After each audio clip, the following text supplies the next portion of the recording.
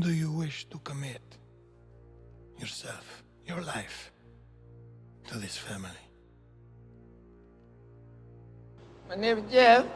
Mafia is a franchise I hold dear. I originally started with the legendary Mafia 2, but after that I also played the original, the remake from a few years ago, and of course Mafia 3. Mafia 2 received some criticism over for what it was, a story-driven game with an open world setting. Aside from a few collectibles, the open world offered little entertainment, and there could have been more, critics said. Mafia 3 completely overdid this and became a completely open world crime game, which wasn't bad at all, but it was repetitive and instead of a great Mafia game, just a fun, dime a dozen open world crime game. Oh, no. So Mafia The Old Country went back to its roots, literally. It's not only an origin story, but also in terms of gameplay. It's once again a story-driven game with an open world as a setting. And that works out well, even if it does go a bit too far in some aspects.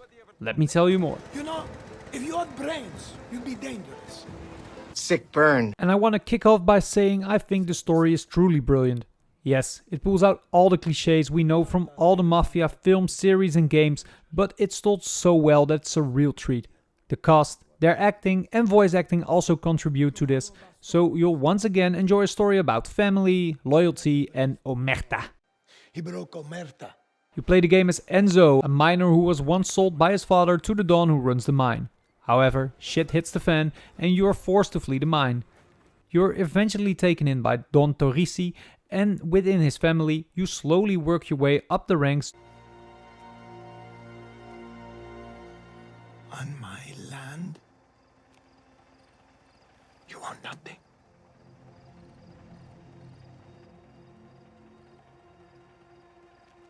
You tell your boss, the boy is under my protection. And if our truce is dishonored again, I will repay that offense tenfold. To a made man and a full-fledged member of the family, where you take the oath. And so, a story unfolds that ticks all the boxes within a great Mafia story, unfolding a plot full of betrayal, power, money and violence, but also a story with a secret forbidden love.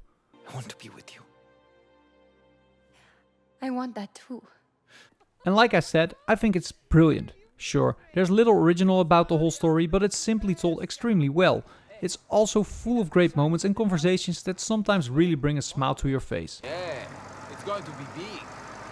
I read that there are teams from France, even America.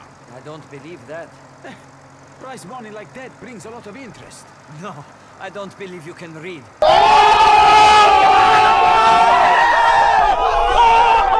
However, you could say the story is told slowly.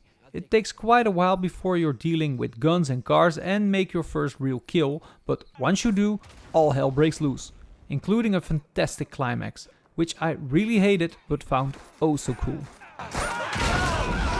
Gameplay wise, the game does nothing new. Everything games in 2007 did is done by this game, and not necessarily better, but in my opinion, all the gameplay facets are perfectly combined.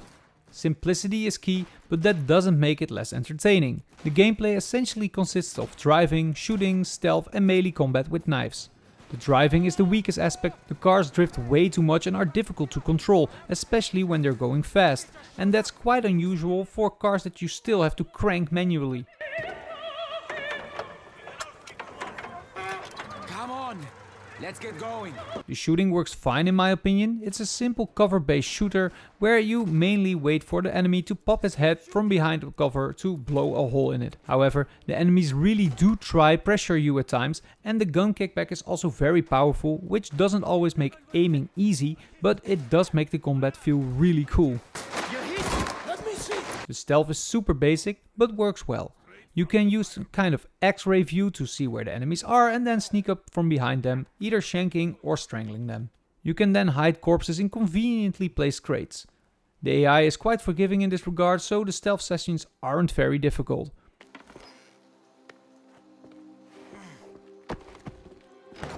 The melee combat with knives isn't much more special than what you would find in an average Assassin's Creed game. You can parry attacks and follow up with various attacks, you need to dodge heavy attacks, and an enemy's defense can be broken with a heavy attack of your own. This is simple but works well, although I occasionally felt the parrying timing was a bit RNG. Hands on a woman. And so you shoot, sneak, drive and fight your way through the chapters. The game is incredibly linear despite its open world. And that's fine, because it's what you want from a Mafia game. However, it doesn't feel entirely balanced.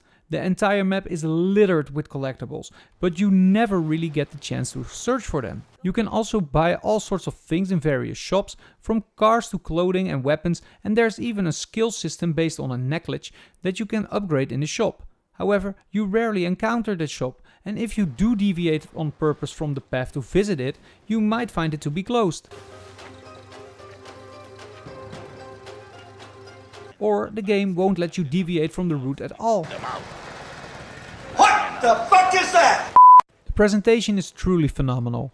The game is gorgeous, and Sicily and its mostly sunny weather make for stunning vistas. The character models and lip sync are also top notch, which contributes to the excellent storytelling. It's certainly not 100% perfect. For example, there are people walking around with missing hands. Ah, there it is. And some pretty crazy things can happen in the highly scripted action segments.